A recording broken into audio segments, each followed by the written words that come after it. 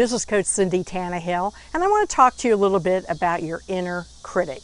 If you're not sure what that is, the best way I can describe it is that voice that you have in your head that tells you all the reasons that you can't do something and tells you all these things that are probably pretty negative as you're trying to go to sleep at night, or you wake up in the middle of the night and can't go back to sleep. So I'm going to give you 4 steps that I use with my clients to quiet that inner critic. First, listen for the voice. You're going to be able to recognize it. Look for the same words that voice says over and over, like "you can't," "why, who do you think you are?" "Why are you doing this?" The voice and the tone and the way that voice speaks is going to be much the same every time it speaks. So listen for that voice so that you know it when you hear it, and you can start to take steps to release that voice. Second thing, ask what's true.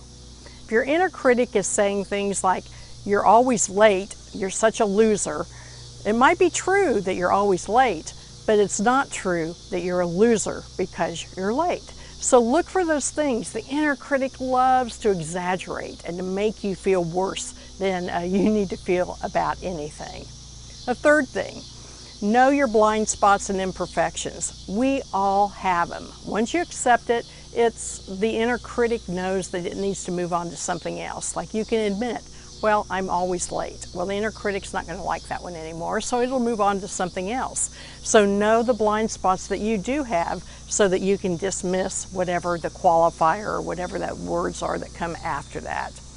Finally, I want you to listen for and avoid extremes. You might say, "Well, what's an extreme?"